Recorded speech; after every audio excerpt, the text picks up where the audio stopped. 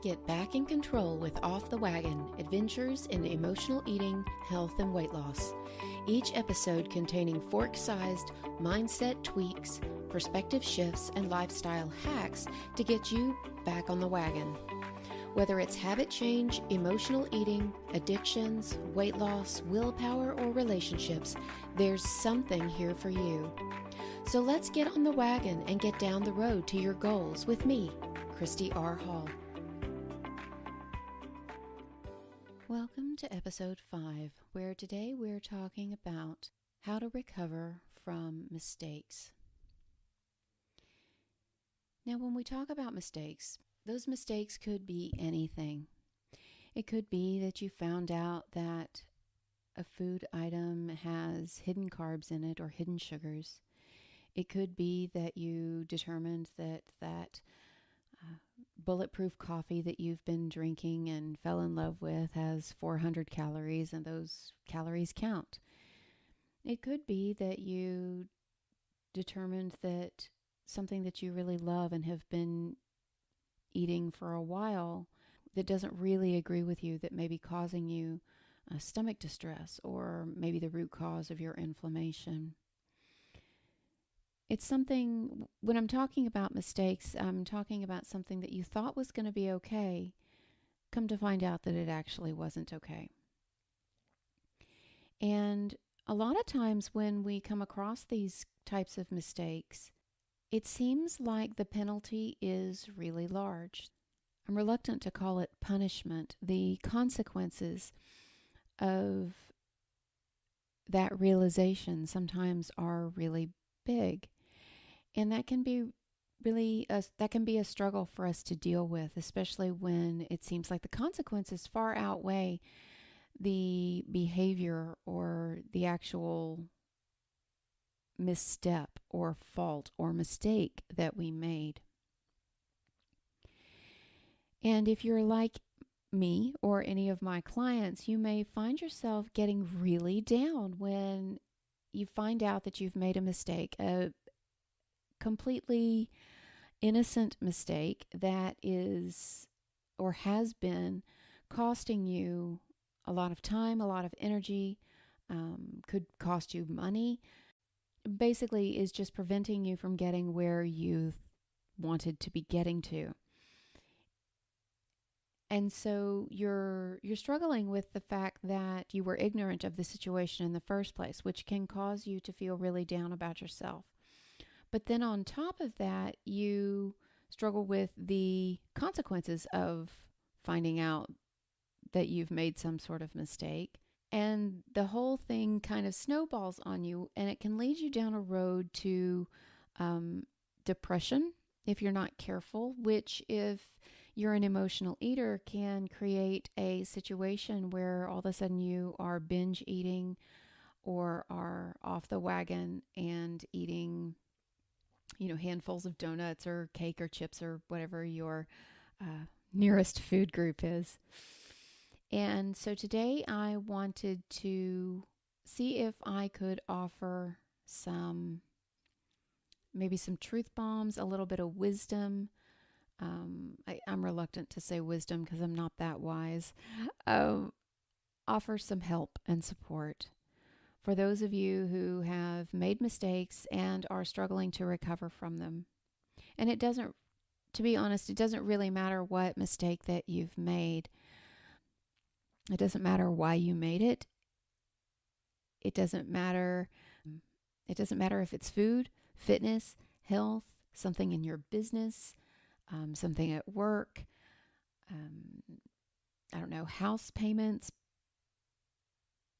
writing a paper for school. It really doesn't matter. It's really this whole segment, this whole episode today is about how to deal with mistakes.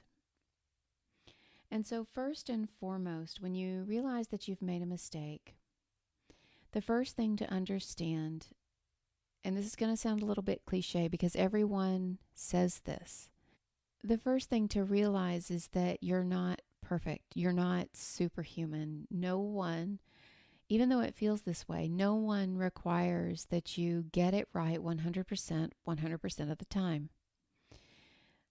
most of us want to get it right 100% of the time, but it's not possible.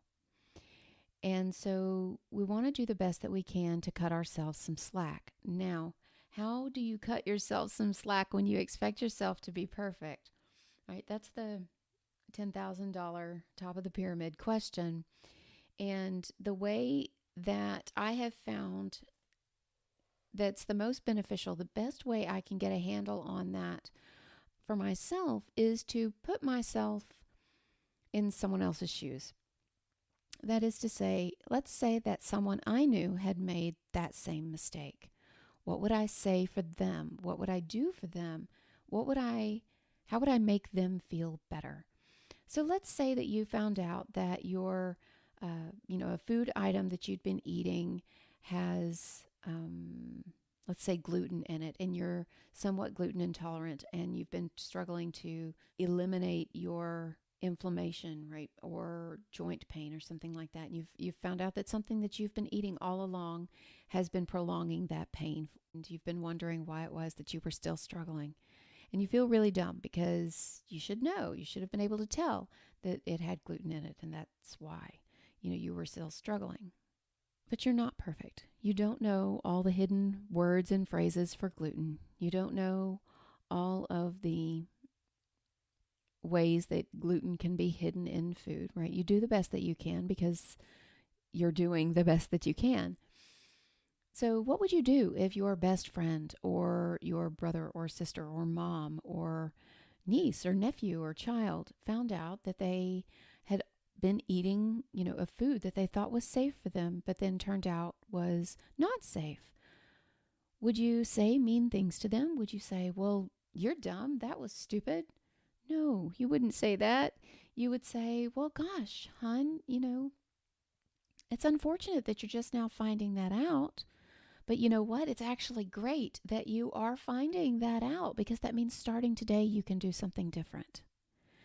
That means that starting today you can make changes, you can correct. And yeah, you may have to go through, a couple of weeks of, more inflammation as your body tries to rid itself, or you may have to pay a fine if there was a fine involved with, a mistake that you made, or, whatever it is. There may be consequences, and you may have to deal with those. And those may be painful, but at least it's not ongoing, right? From the moment that you discover that you've made a mistake, you have a chance and an opportunity to do something different. And when you make that chance, that opportunity to do something different, then you're already on the right track. You're already making progress. So that's step number one, right? Cut yourself some slack. Give yourself a break. You're doing the best that you can. And basically, now that you know what you know, chances are you won't continue to make that mistake again. You won't make it again. And to further boost your feelings about this, the fact that you've learned the lesson that you learned may actually help and prevent other people from learning that lesson, because by learning that lesson, you will take that message to other people. You will inform other gluten, intolerant people that you know what, be careful of this food. There's gluten in there.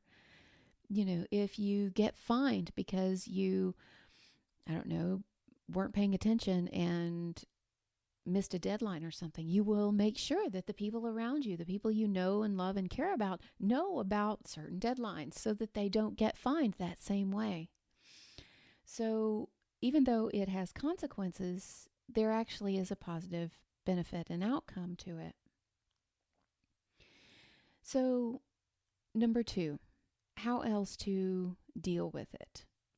So, if your consequences, right? So you've accepted the fact that you made a mistake, and you've done the best that you can to change your perspective and your mindset on it so that it doesn't feel so bad, right? You're thinking more positively. Okay, at least some good came out of it, right? I learned a valuable lesson. I won't make this mistake again. I can now tell others about this mistake that I've made so that others won't make this mistake, right? And so that's good. So now how can I deal with the ongoing consequences, right? So I'm just going to use a couple of examples. let's say you're gluten intolerant again. And so you're going to have to work through a couple of days or maybe even a couple of weeks of remainder issues, right? You may still have some inflammation. You may still struggle with stomach issues or bowel issues while you're working through that. Instead of getting down on that, what you could do is use that as a reminder, reminding yourself this is why you're doing what you're doing. This is why you're staying away from gluten. This is why, or if, it's sugar and not gluten, right? This is why you're staying away from sugar, right? It makes you feel bad. It makes you feel brain fog. It makes you have constipation or diarrhea or joint pain or whatever it is. If you have a tendency to procrastinate, and that procrastination cost you, you didn't realize it, but it was going to cost you a fine, and that fine was, a hefty fine. Okay, number one, now you won't miss that deadline again, but now as you are, let's say, making the payments, you can, be gentle with yourself and remind yourself that this is why it's important to not procrastinate, that this is why it's important to be aware of the situation, know what the deadlines are, or know what the rules are, or the legislation, or the registration requirements, or, whatever the thing is. And it makes it sound like you're still beating yourself up. And I want to be clear, you're not actually beating yourself up about it. You're making sure that you have negative consequences so that you can detract from the behavior that you don't want. So if procrastination is a behavior that you don't want, you want to make sure that that procrastination is painful. The fact that you may have gotten a fine for that procrastination is a huge, right, negative consequence. So you want to make that as painful as possible. On the flip side, every time you don't procrastinate, every time you do something right then, right, give yourself that boost, that good job, way to go. Really fill yourself up with these positive feelings about, I didn't procrastinate. Yes, I'm awesome. When you read a product label and you recognize, the hidden gluten in it, and you make the conscious choice to not eat that food, give yourself praise. Yes, I found the gluten. I'm not eating it. Good job. Right? Because that reinforces the positive behavior, that it's important that you look for the gluten, that you look for the sugar, that you avoid potatoes, that you pay attention to those kinds of things so that you avoid these types of mistakes later. Obviously, you may still hit mistakes, landmines, right? Because if you don't know, they're still out there. And we can never know the answer to all the questions in the world, and that's okay. But you're allowed to make mistakes, even really expensive ones, right? So you're not dumb when you make a mistake. You're not stupid. You're not an idiot, right? You just were ignorant. It may be accurate because you may not have been aware. But now that you're aware, you can make better choices, right? So when you find out that, that sugar-free food that you've been depending on has, maltitol in it, and most of those maltitol carbs need to be counted, maybe you'll make a different choice. If you've been, eating that kind of food and it's been causing, stomach distress and you haven't paid attention to it, knowing that you've been making that choice, you get to make a new choice. Okay, is the stomach discomfort worth the sugar-free food? Is that something you want to continue to do? And it's the same, regardless of whether or not we're talking about food or fitness or something in your business or your entrepreneurial world or something at your job. We can't know everything. And that's okay. It's not required. There's no rule that says from the get-go, from the starting line, that you must know everything about everything. You can't know everything about everything. Luckily, most of us are smart enough to only have to learn it once, right? Hopefully, you learn your lesson and then can move forward. Try not to beat yourself up over it. When you run into a situation like this, when you've made a hefty mistake, something that sets you back either weeks in your goals or months in your goals, or a huge dollar amount or something like that, you can really get focused on this idea that you're a failure and that you're a screw up and that maybe you should just quit. And I want to be clear, and my message of support for you today is do not quit. Do not let that one mistake or even those 5 mistakes or those 10 mistakes derail you. Do not let them make you turn around and go home. Don't let them make you give up and throw in the towel. Don't let them make you give up all the ground that you've currently gained. Right? You're allowed to make a mistake, and you're allowed to make lots of mistakes. And as long as you keep going, as long as you keep learning and doing the very, very best that you can, you will get there. You will get to wherever it is that you're going, even if the end destination changes a little bit. Of course, that's always and entirely up to you. It's for no one else to say where your destination should be.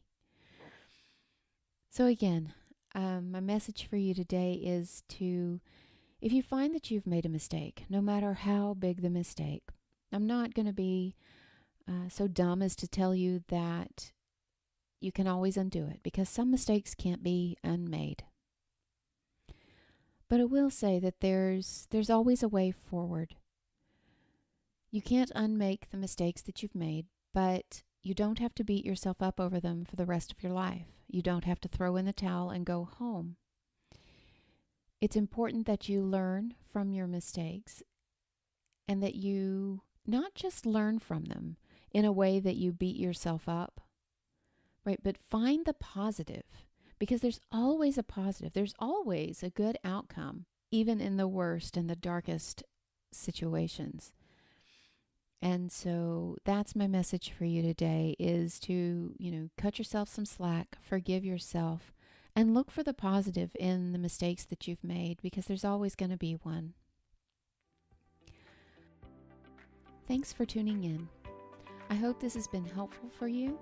If you have any topics that you'd like to discuss, feel free to shoot me an email or find me on Facebook. I'm always looking for new things to talk about, new ideas to research, and new ways to think about things. And so I really welcome your comments. I'll talk to you guys soon.